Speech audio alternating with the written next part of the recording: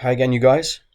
Ben here. So basically, as you can see, I've got the rest of my certificates up on the wall. These are all Gracie Jiu-Jitsu certificates. Okay, I'm certified under Gracie University in Los Angeles, California.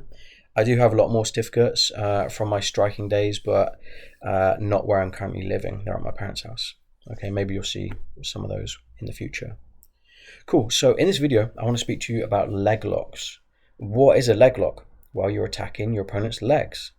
You can attack the knee joint, you can attack the ankle, okay, and you can attack the heel as well.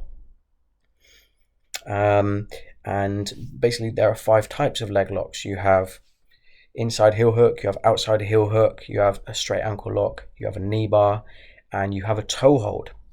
And they range in effectiveness, okay?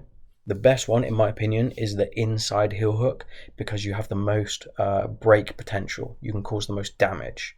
If your opponent doesn't tap, you can absolutely wreck their knee and ankle joint, okay? You're going to absolutely, wreck their leg.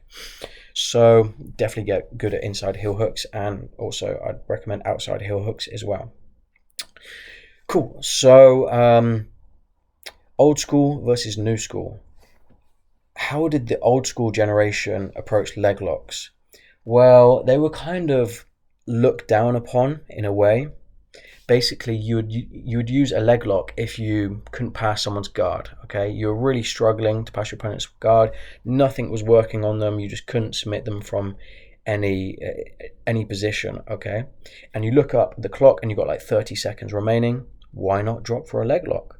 Okay, you might get it, a little Hail Mary shot. You might just win the fight in that last 30 seconds. But the problem with doing this is it creates a bad habit, okay?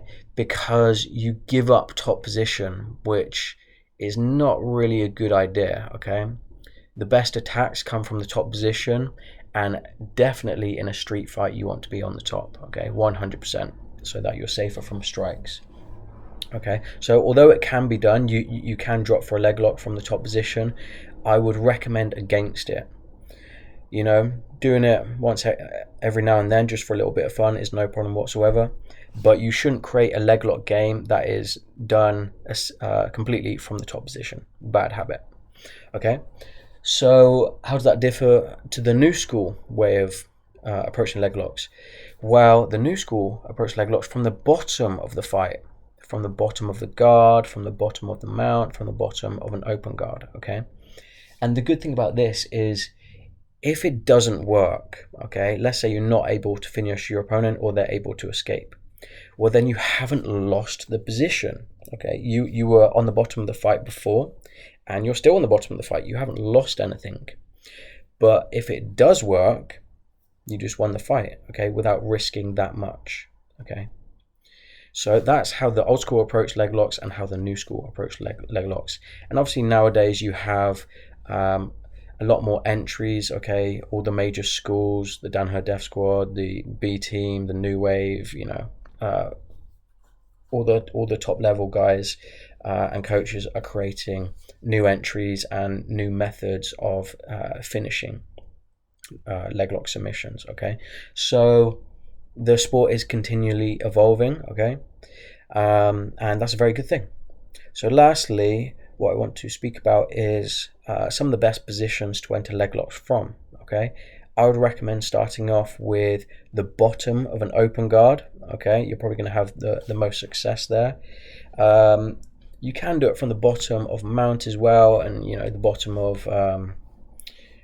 of guard as well, okay? But I'd recommend kind of starting off with an open guard game, just going from single leg X or a rimiashi, which means leg entanglement, into a heel hook.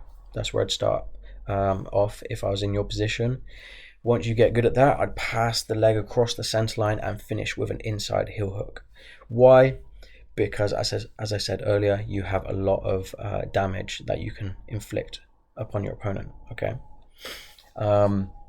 And also from that single leg X position, you can also attack, toe holds and straight ankle locks as well, okay? So that single leg X position is a very good position. That's where I'd start, and then eventually passing the leg across to inside Sinkaku or also called the 411 or the saddle. You know, different coaches call it different things. And then wrapping that inside heel hook, driving the hips for the finish. Okay, hope you enjoyed the video. Speak to you soon.